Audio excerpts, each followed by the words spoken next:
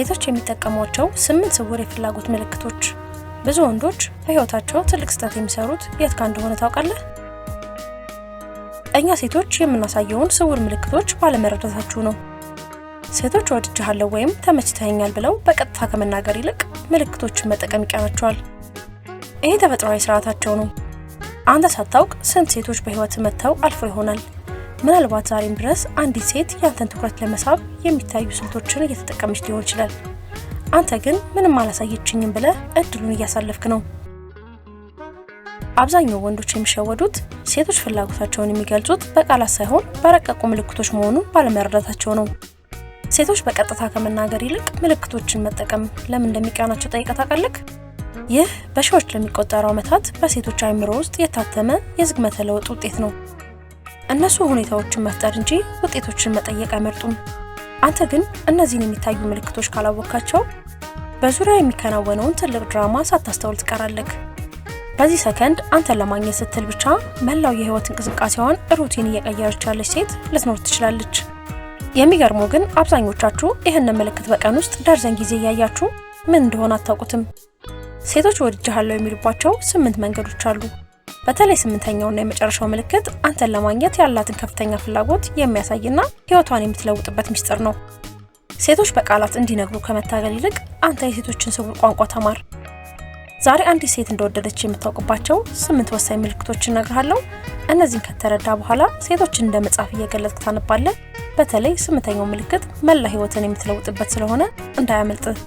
ለቻናሉ አዲስ ከሆንክ ሰብስክራይብ በማድረግ ቤተሰብ ሁን። ዝግጁ ከሆናችሁ መጋረጃውን እንግለጠው። ወደ ቪዲዮ።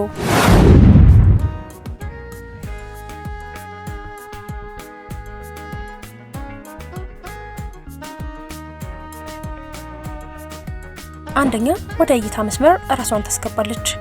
አንዲት ሴት አንድም ቃል ከመናገሯ በፊት የምታደርገው የመጀመሪያ ስልት አንተ እንድታያት ራሷን ማመቻቸት ነው።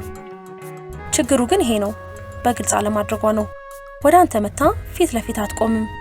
ይልቁንም በአቅራቢያ ትታያለች።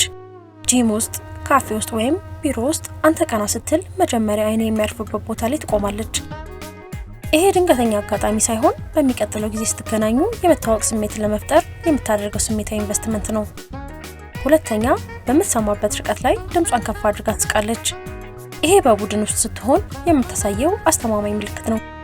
አንተ ወደ ክልሏ ስትገባ ድምጿ በድንገት ከፍ ይላል። ይሄ በቡድን ውስጥ ስትሆን የምታሳየው አስተማማኝ ምልክት ነው። ሳቋ ይበልጥ ህያው ይሆናል። ይህንን የምታደርገው ሳታውቀው ሰብኮንሺየስሊ ሊሆን ይችላል። ዓላማው አንተ ሳትመለከታት እንኳን ህልውናዋን እንድታውቅና ትኩረት ወደ ድምጿ ምንጭ እንዲሳብ ማድረግ ነው። ሶስተኛ፣ ጥቃቅንና የራስን ማሳመን ድርጊቶች። አንተ በምታይበት ክልል ስትሆን ጸጉሯን መነካካት፣ የአንገት ጌጧን ማስተካከል ወይም ከንፈሯን ቅባት በዝግታ መቀባት ትጀምራለች። እነዚህ ድርጊቶች አስፈላጊ ሆነው ሳይሆን ያንተን አይን ወደ ማራኪ ሰውነት ክፍሏ ለመሳብ የሚያደርጉ የእይታ ስርጭቶች ናቸው። አራተኛ፣ መረጃዎችን አየር ላይ ትለቃለች። ከጓደኞቿ ጋር እያወራች አንተ እንድትሰማት የምትፈልገውን መረጃ ትናገራለች። ለምሳሌ እኔ እኮ እንደዚህ አይነት ስፖርት እወዳለሁ ወይም በጣም የሚገርም ቦታ ሄጄ ነበር ትላለች። ይሄንን የምታደርገው አንተ ሰምተህ ውይይት እንድትጀምር የመግቢያ በር እየከፈተች ነው እንጂ ዝም ብላ እያወራች አይደለም። አምስተኛ፣ አንተ ባለህበት ቦታ ለመገኘት ምክንያቶች ትፈጥራለች። ይሄ ከምልክት አልፎ ወደ ተግባር የሚለወጥበት ደረጃ ነው። ያንተን የሳምንት ፕሮግራም ካወቀች በኋላ የራሷን ልማድ ካንተ ጋር እንዲጣጣም ታደርገዋለች። አንተ በምትሄድበት ሰዓት ጂም መምጣት፣ አንተ በምትወጣበት ሰዓት ለምሳ መውጣት፣ ይሄ ሁሉ በዘፈቀደ የሚሆን ሳይሆን መንገዶቻችሁ እንዲገናኙ ለማድረግ የምታደርገው ጥረት ነው። ስድስተኛ፣ መደበኛ ማህበራዊ ህጎችን ትሰብራለች። ከባዕድ ሰው ጋር የሚደረገን አጫጭር ሰላምታዎችን አልፋ በግል አስተያየቶችን መስጠት ትጀምራለች። ለምሳሌ ስለለበስከው ጃኬት አስተያየት መስጠት ወይም ስለጠጣሁ ቡና መጠየቅ።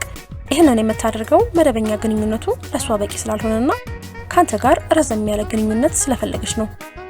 ሰባተኛ፣ አንተ ስትመጣ ባህሪዋ ይቀየራል። አንተ ወደ ክፍሉ ስትገባ እሷን ባታናግራትም እንኳን የሰውነት አቋሟ ይቃናል። ይበልጥ ንቁ ትሆናለች። ልክ ወንድ ፒኮክ ሴትን ሲያይ ላባውን እንደሚዘረጋው ሁሉ ሴቶችን ማራኪ ወንድ ሲመጣ ሳያውቁት ባህሪያቸውን ይበልጥ ማራኪ ለማድረግ ያስተካክላሉ። ስምንተኛ፣ ስላንተ ለሌሎች ሰዎች ትናገራለች። ይሄ የመጨረሻውና ትልቁ ምልክት ነው። ስም ሊነሳ በማይገባበት ቦታ እንኳን ያንተን ስም ትጠቅሳለች። ስላንተ ለብዙ ሰው በነገረች ቁጥር መረጃው በሰው በኩል ተመልሶ አንተ ጋር የመድረስ እድሉ ከፍተኛ መሆኑን ታውቃለች። አንተን በሐሳባዊ ክልሏ ውስጥ አስገብታለች ማለት ነው።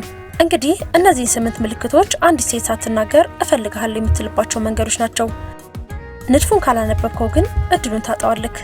እሷም ተስፋ ቆርጣ ትኩረቷን ወደ ሌላ ትመልሳለች።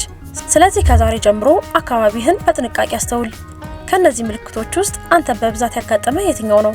ኮሜንት ላይ ጻፍልኝ። ቪዲዮውን ከወደድከው ላይክ ማድረጉ እንዳትረሳ።